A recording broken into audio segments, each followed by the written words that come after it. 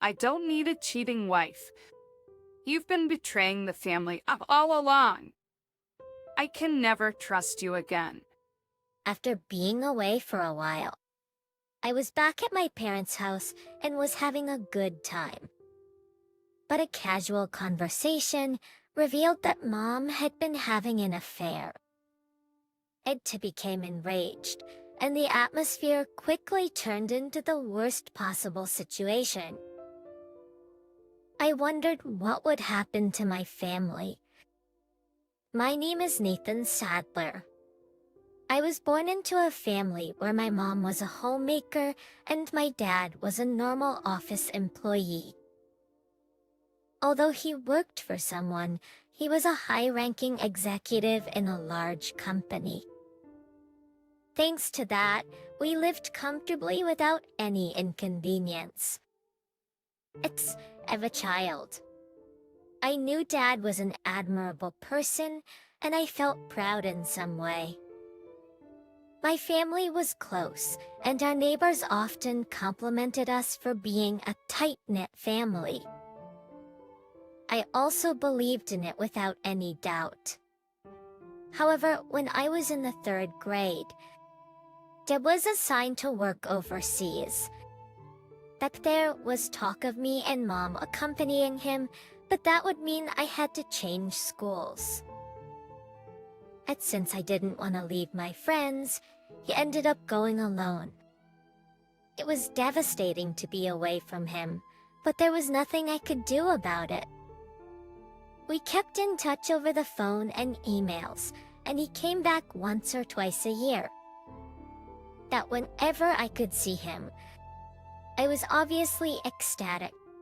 As I became a high school student, I studied hard to get into the university I desired. It was located a 2-hour commute by car from home. It wasn't impossible, but taking 4 hours a day for driving was pointless. If I was accepted, I was supposed to move into a dorm. When my mock exam results came out worse than I expected, it hit me hard, but I imagined myself living a free life alone, keeping my motivation up. Ultimately, I was successfully accepted at my first choice university. I was anticipating excitedly for my campus life, which came to an abrupt halt when Mom mentioned something serious. You see, your dad's job isn't going well, and we're tight on money. We won't be able to financially support you. I couldn't help but be blown away by the unexpected revelation. Although they could pay for the admission fee and tuition, I had to earn my living expenses on my own. I immediately started looking for a part-time job after moving and found a well-paying private tutor job through my school. It was great as I liked working with kids and was keen on sharing my knowledge. They were short-staffed, so I was quickly hired. If I had to support myself entirely, I needed to work a lot. I requested to take as many students as possible.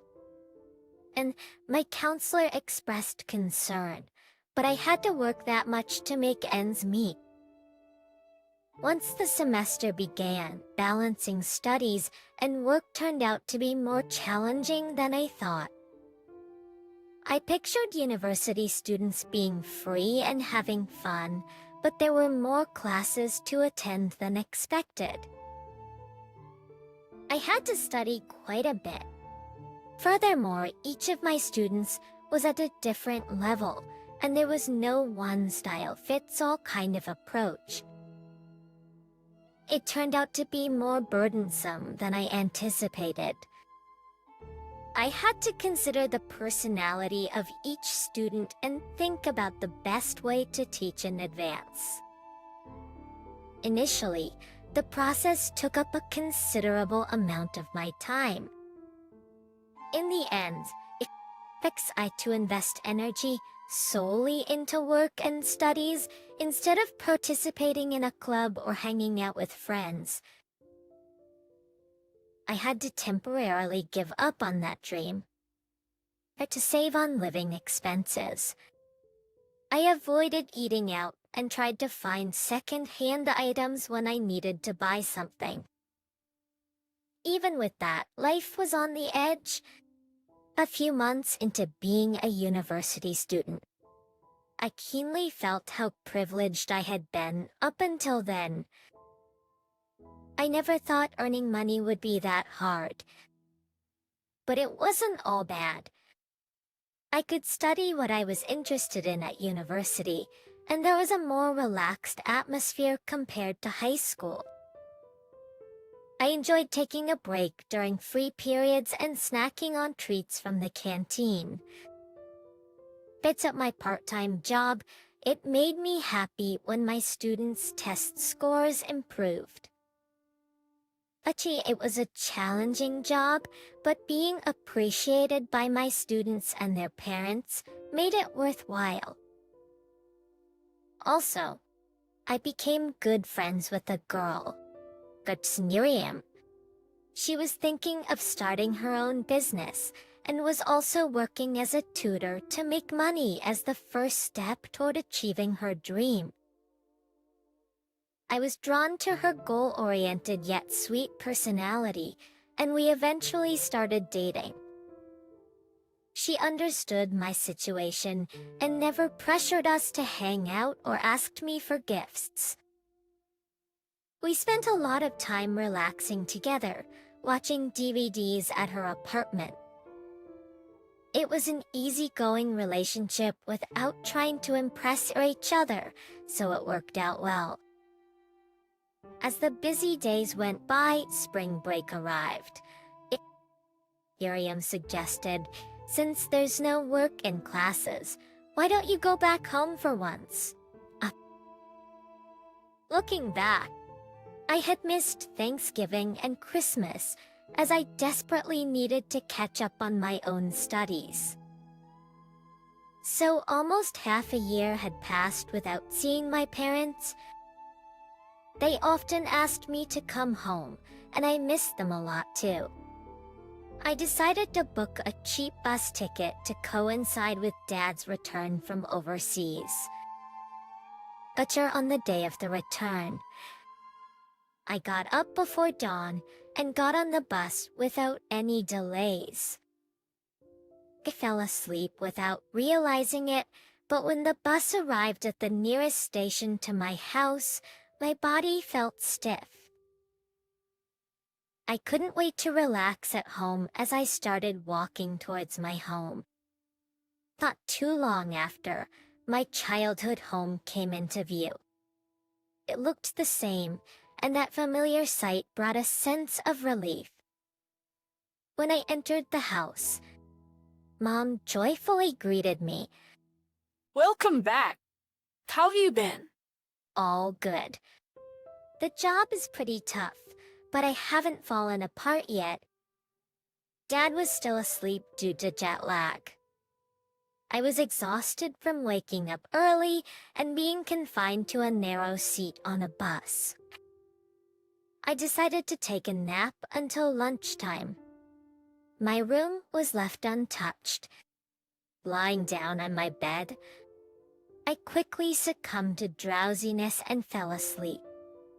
When lunchtime approached, Mom woke me up. But going to the living room, there was Dad. He gave me a beaming smile. Long time no see. How's college life going? It was nice to see him after a long time. I hadn't failed any class, so all good. Answering him, I sat down at the dining table. There was a spread of fancy dishes in front of my eyes. Salad, pork chop, even a whole cake. It's been a year since the whole family gathered, so I was overexcited. Mom looked genuinely happy. After having a good rest, I was starving and dug into the meal right away. I had been relying on cheap frozen food since living on my own, so it was a feast for me. Mom and Dad were watching me gobbling and enjoying it. It was the sense of a happy family.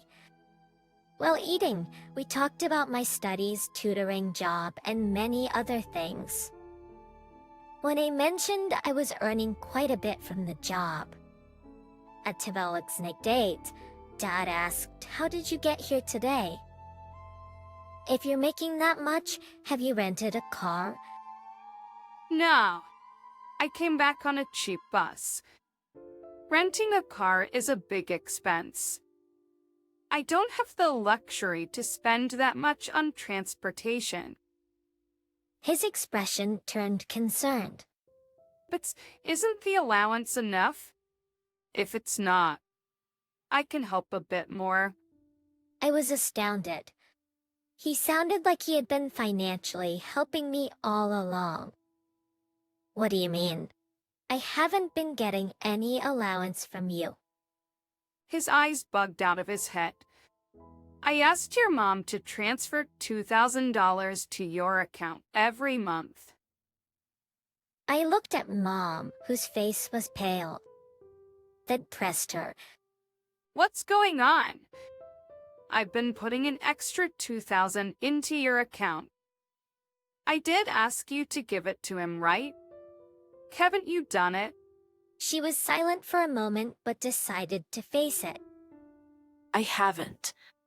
Why not? When he asked, she revealed that she had already given it to him. When he asked, she revealed a shocking fact. I'm actually seeing a younger guy. I used the money for our dates. Wait, are you having an affair? I asked nervously, and she nodded in affirmation. I met him on social media. He's unemployed and broke, so I used the money I was supposed to send to you to pay for eating out in hotels. It was unbelievable. Not only did Mom have an affair, but she also misused the money meant for me. Why would you spend money on such a jobless scumbag? I asked in a low voice, and she started giving excuses. He's jobless, but he's a nice guy. He's a bit unreliable, but it kind of tickles my maternal instincts. At that moment, there was a loud bang. It was Dad slamming the table. We don't want to hear that. I'm filing for a divorce. Shouting echoed in the living room. Wait, I'm sorry. I don't want to take that path. Mom clung to him in desperation. I'll never cheat again. I'll cut ties with the guy, so please forgive me. Yeah, right. Like, I can believe that. I don't need a cheating wife. You've been betraying the family all along. I can't trust you anymore. He seemed absolutely unwilling to forgive. The argument continued to be a stalemate, and it didn't seem like there would be a resolution anytime soon. They decided to find time to talk again, and Dad retreated to his room. Mom started clearing the dishes. Even though there was still some food left, the appetite was long gone. I trudged back to my room with a heavy heart. I had hoped for a fun time with the family, but it turned out to be the worst homecoming. I never thought a simple conversation would lead to the collapse of our family. It felt like a nightmare. Dinner was consumed separately. Eating alone in the living room, Mom approached me. She asked me to leave the next day as she and Dad were going to discuss the divorce. I didn't want to be around them, so I agreed. The next morning, I got ready to go back to the dorm. Dad saw me off from the front door. I'll directly transfer money to your account from now on, so don't worry. He assured me that to be free from financial worries was my wish. Wondering how my family would turn out, I returned to the deserted campus. He assured me to be free from financial worries was my wish. Wondering how my family would turn out. A month later, it contacted me to say he had filed for a divorce. Just when he checked Mom's bank account, there were transfers to the jobless guy. She contributed $2,000, sometimes even $3,000 per month. I couldn't fathom why she got involved with such a lowlife to that extent, and I had no intention of understanding. I had never doubted that she was a kind mother who was protecting her family, so my disappointment was tremendous. After the divorce filing, Mom went back to her parents' Hayes. Though she had been saying she didn't want to work as she had been a housewife, she reluctantly started a part-time job after being told to earn the minimum living expenses herself by her parents. She had broken up with the jobless guy after breaking up the family. Shortly after, Aang contacted me again. As I wondered, what now he said he had a new girlfriend. She was a German he met at his overseas assignment. He wanted me to meet her, so I returned home. His girlfriend, each stereosexual patient, had an elegant face. She learned some English from Dad, so we were able to communicate. She had a cheerful personality and seemed friendly at first glance. She was also good at cooking and made delicious German meatloaf. I told me he might marry her, which I had no opposition to. Felt like I could accept her as a new family member, and believed Dad had the right to start a new life. However, I overheard a shocking conversation one night when I got up to use the bathroom. But despite the late hour, the living room lights were on and I could hear Dad and Anne talking. Wondering why they were still awake, I walked past the room to get to the bathroom. Then their conversation became clear to my ears. We've been together for 5 years now. Hearing Anne, my heart skipped a beat. 5 years ago, it meant he was also having an affair.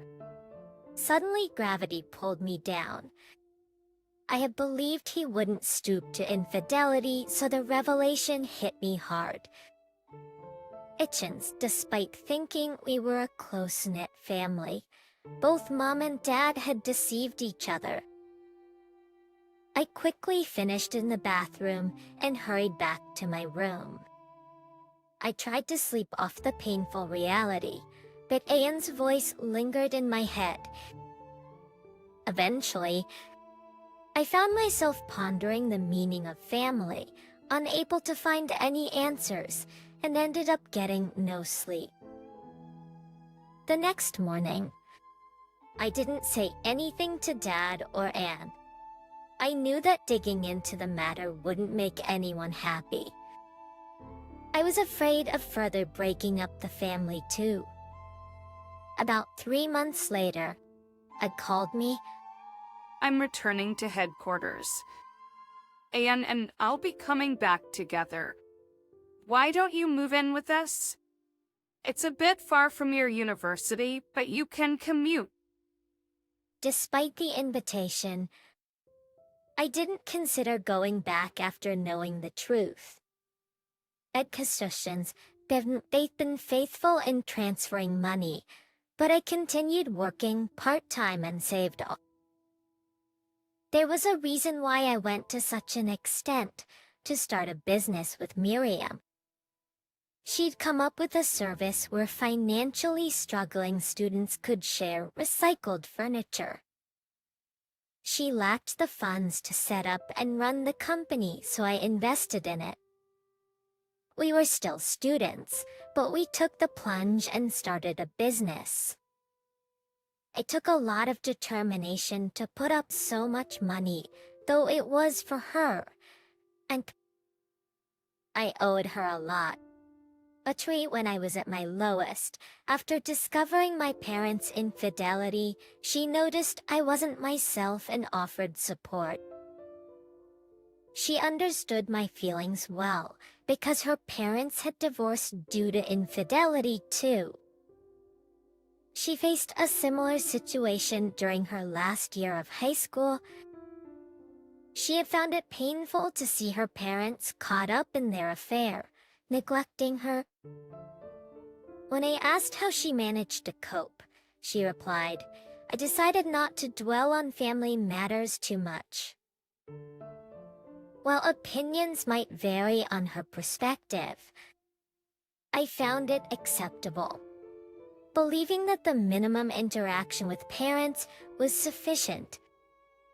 I dedicated myself to supporting her. At first, we were barely scraping by, and there were times we felt like giving up. But both of us were fully committed to what we had started. It's beauteous to Cornany. We rethought our advertising methods, cut costs where we could, and had countless late-night discussions. I immersed myself in books on business management. As we persevered without giving up, more people started to support us, and we even gained some hopeful hands.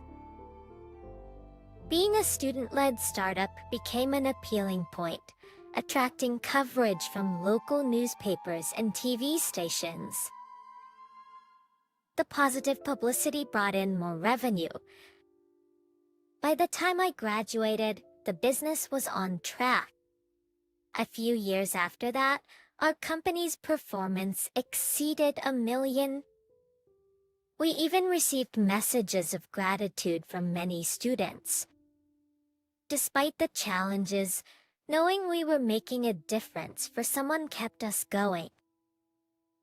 With the success of the company, I no longer needed to rely on Dad. After graduating, I supported myself without his financial help. Then, at the age of 26, I made a significant decision. I decided to pop the question. Since Miriam had always wanted to try a specific high-end restaurant, I made a reservation there right before Christmas and prepared an engagement ring. On that day, we left work early and headed to the restaurant. The lavishly presented dishes looked delicious, but I was too nervous to appreciate the flavors. But nonetheless, she enjoyed the meal, which mattered most to me. After finishing dessert and feeling the air shift towards leaving, "I have something important to ask you." I take out the ring. "I'm sure we can build a happy home together. Will you marry me?"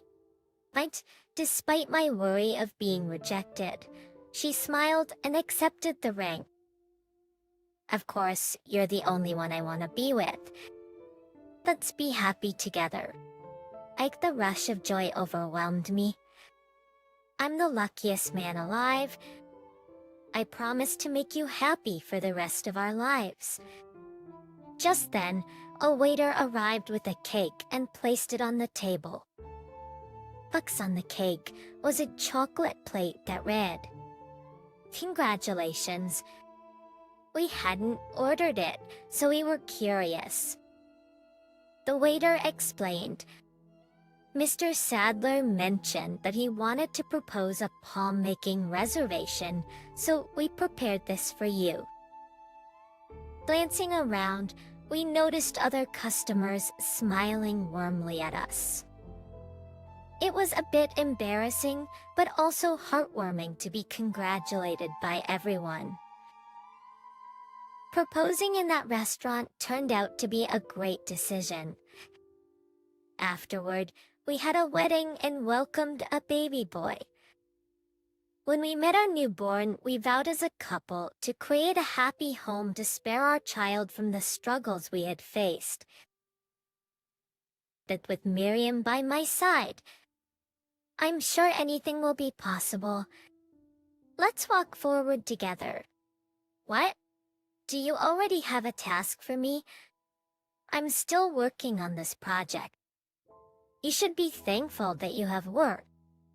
But doing things concurrently is professional. Take care of it. At that, Benjamin, the section chief, walked away from my desk. My name is Owen Miller.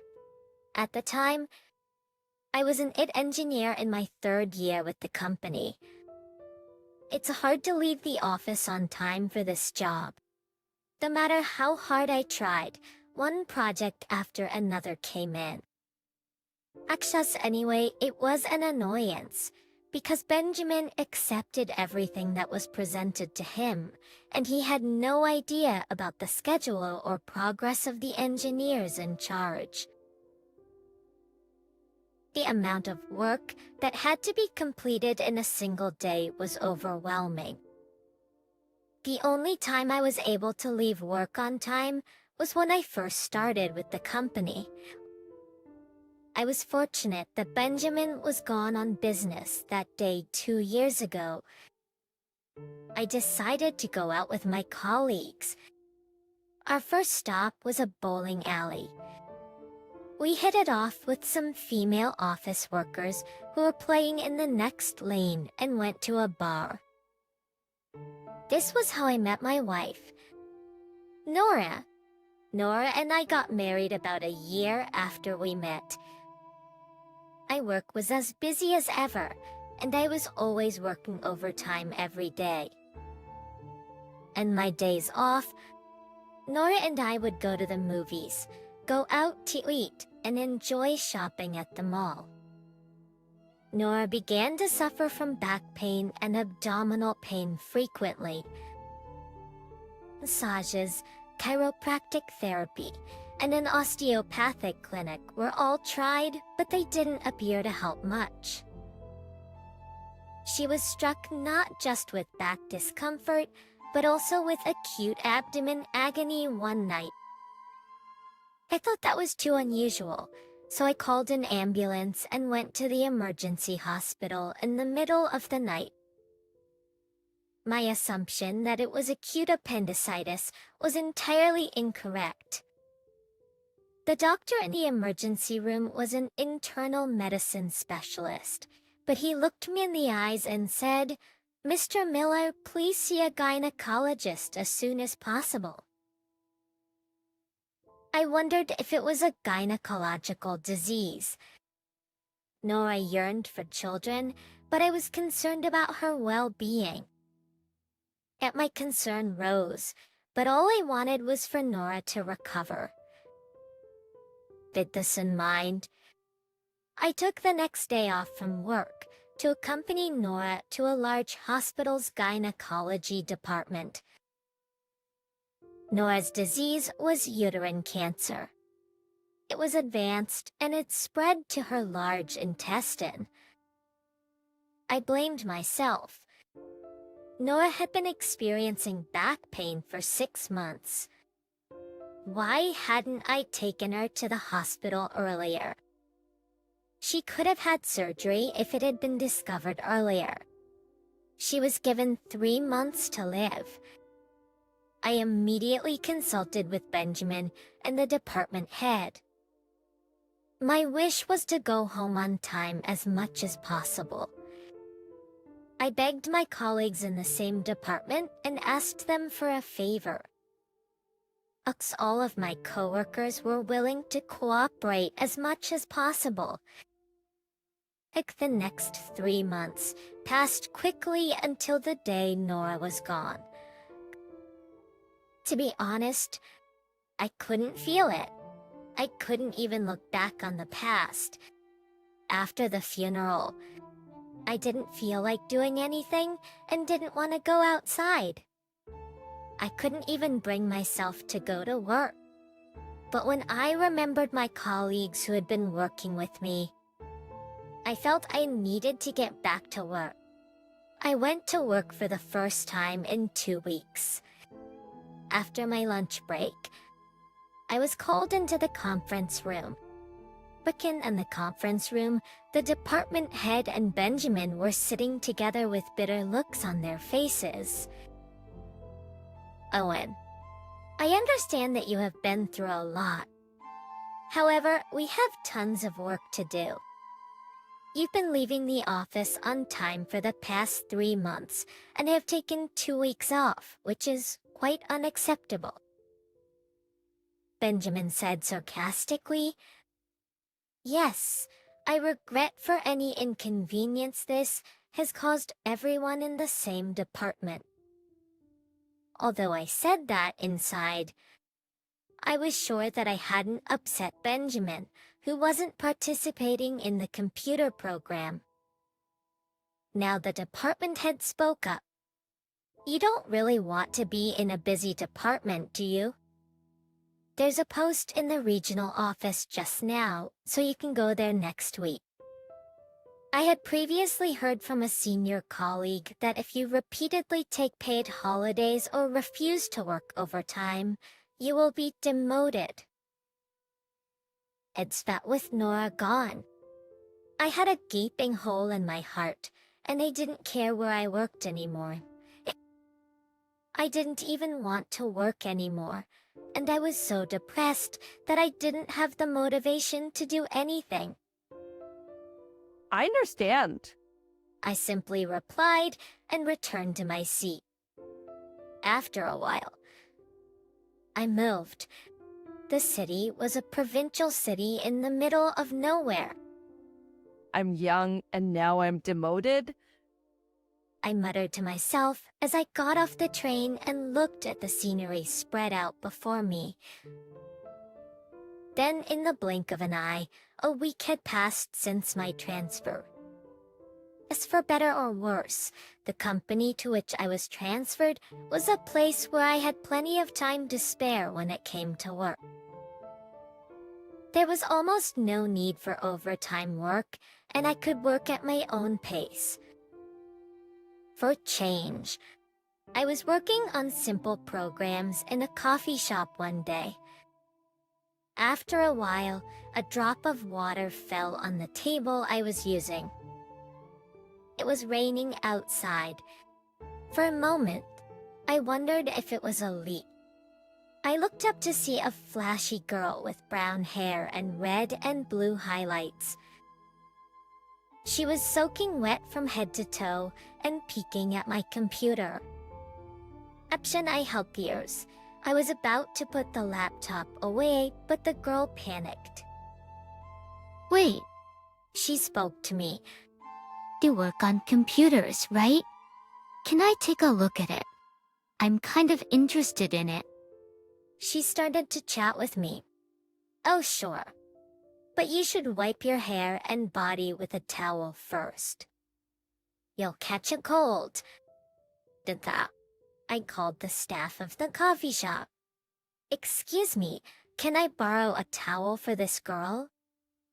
Atori bowed her head and talked while wiping her wet hair and clothes with the towel provided by the staff. Thank you for borrowing a towel for me. Victory. This girl looked kind of shallow, but she knew how to thank others. I was a little surprised at the difference between her appearance and her words.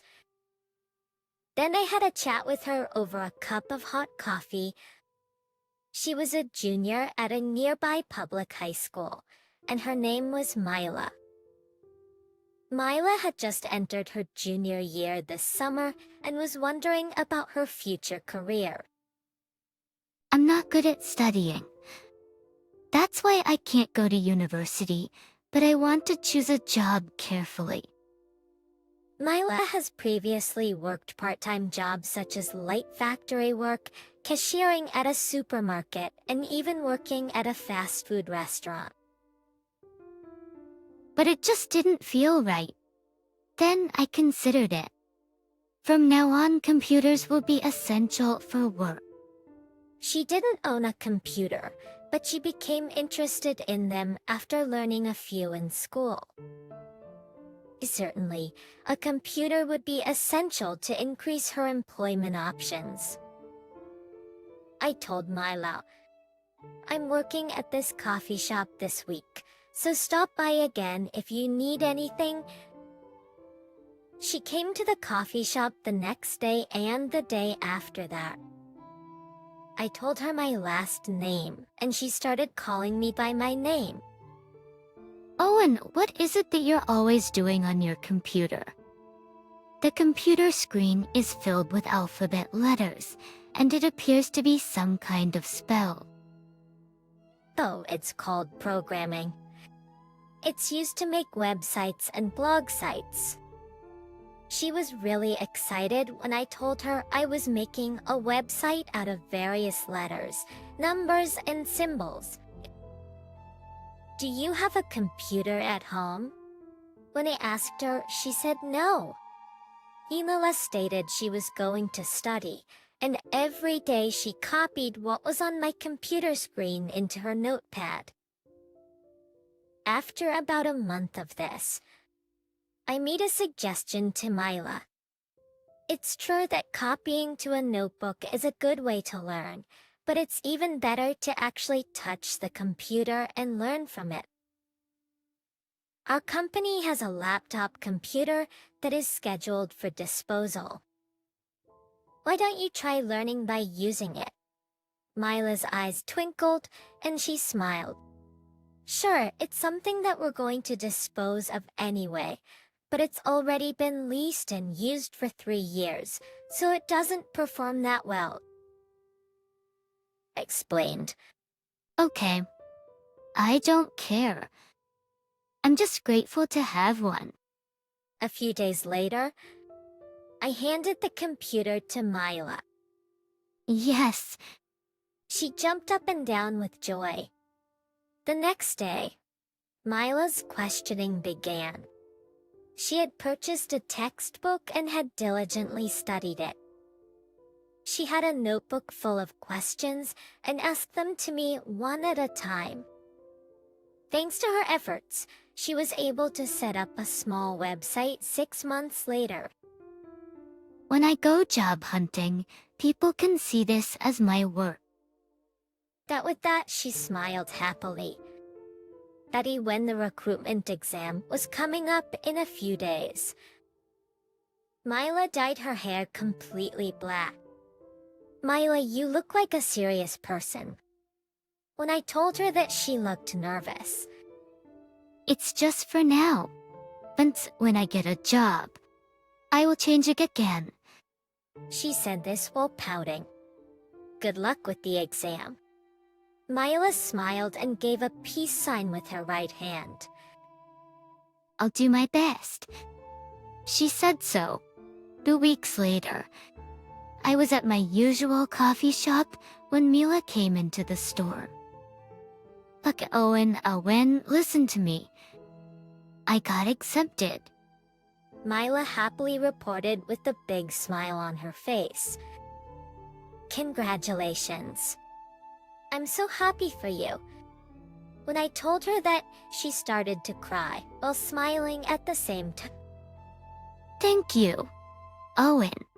It was thanks to you that I was accepted at the company of my first choice. Thank you so much. Seeing her face made me happy too.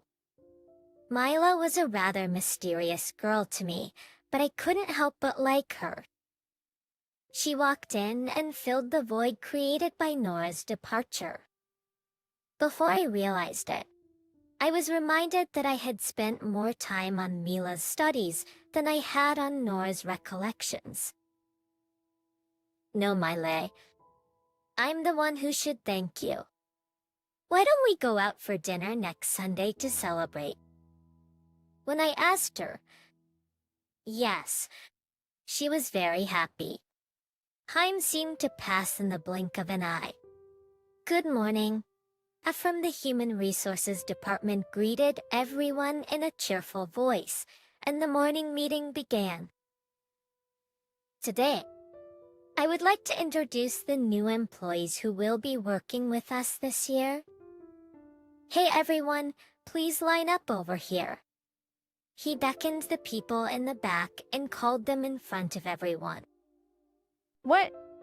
I almost dropped the papers from my hands when I saw those 3 new employees this year.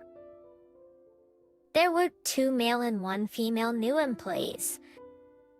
The only female employee was Mila. Mila made a tiny peace sign with her right hand as she saw my face. Ima had, after all, joined the egg department where I work. Good morning. What the heck? You didn't say anything. You surprised me? I heard a new employee was coming, and I was wondering if you started work today at the company where you got the job offer. I figured I'd check in with you after a while, once you'd gotten used to the job. I was concerned about you. Hee hee hee, she laughed. Agoiterperis, I'm going to train you hard. Get ready. Please be gentle with me. At that, she smiled. My heart warmed as I watched her smile, as it always does.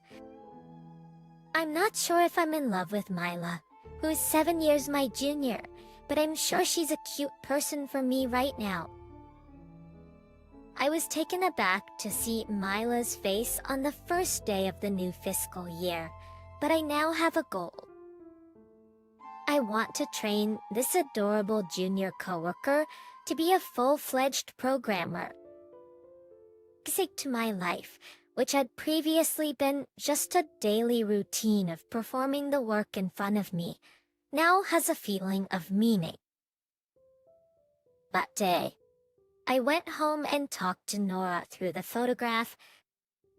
I'm sure you were concerned about me, given that I hadn't had any energy since you left. But after moving to this small town, meeting Malay and teaching her how to use a computer on a daily basis, I feel much better. Oh, are you jealous of us by any chance? I'm going to do my best to be a dependable senior colleague for her, and I want you to watch me. Don't worry. I'll keep taking strong steps forward. I promised Nora that in my heart. Nora seemed to be smiling at me in the picture. Sure, I'll be there for you. I believe she said so.